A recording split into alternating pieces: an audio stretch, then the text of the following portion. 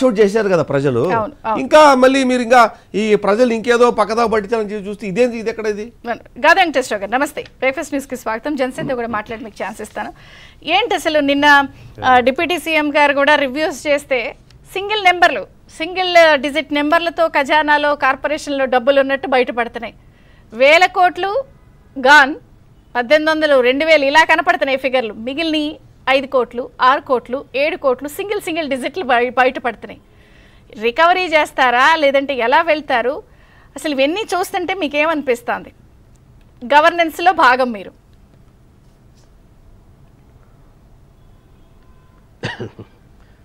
ముందుగా బ్లాక్ లో ఉన్నారు, ఏంటి డబ్బులు ఏంటి లాక్ మెయింటైన్ ఏం చెప్పాలి అర్థం కాక. రమేష్ నాయుడు గారికి అంటే ఒకటి మాట్లాడిన అంశాలు కాకుండా కొత్త ఎన్ని బయటకు వస్తుంటే అందరికీ కూడా ఇలా జరిగినాయా, ఓహో ఇవి కూడా ఉన్నాయా. ఏ రోజు ఒక ప్యాలెస్ కట్టినట్టు ఎవరికి కనిపించలా, ఆ ప్యాలెస్ లో ఇప్పుడే బయటకు వచ్చినాయి. సో అన్ని అద్భుతాలు ఇప్పుడే వస్తున్నాయి. ఏం చెప్తారు? అద్భుతాలే కదా, ఆశ్చర్యాలు కూడా అదే అనుభూతున్నాను. ఇప్పుడు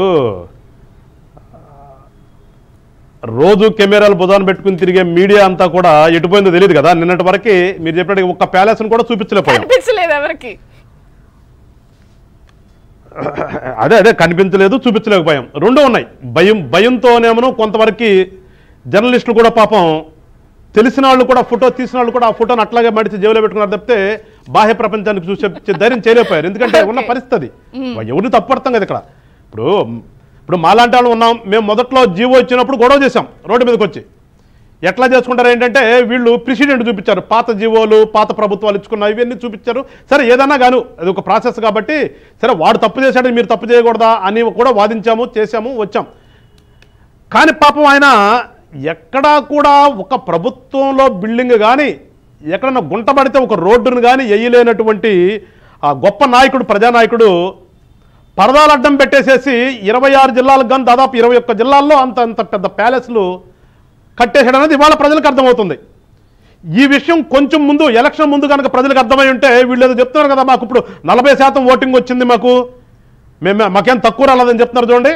అది 40 ఉండేదో 4 ఉండేదో ఇవన్నీ కనుక బయటకు వచ్చినట్టు తెలిసేది జనాలకి. ఎందుకంటే ప్రజాస్వామ్యం ఎప్పుడు కూడా ప్రజలకు తెలియాలి కదా.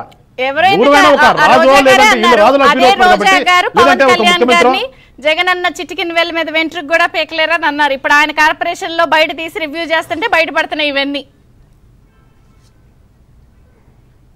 అదే ఇప్పుడు వాళ్ళకు వచ్చిన భాష ఇందాక సాగర్ గారు చెప్పినట్టుగా వాళ్ళు ఆ పిచ్చి భాష వాడతారు కాబట్టి పాపం ఆయన కూడా కొంచెం పొద్దున్న కోపం వచ్చి 2-3 మాటలు తూలాడు తప్పలా.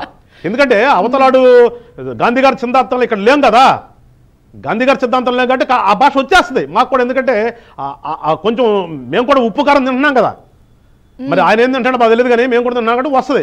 కానీ ఆ భాషని వాళ్ళు వాడదలుచుకోలేము మేము, ఎందుకంటే పీకాల్సిన వాళ్ళు పీకేశారు. ఎవరైతే మేము పీకలేము, ఎందుకంటే మా పని కాదు కదా అది.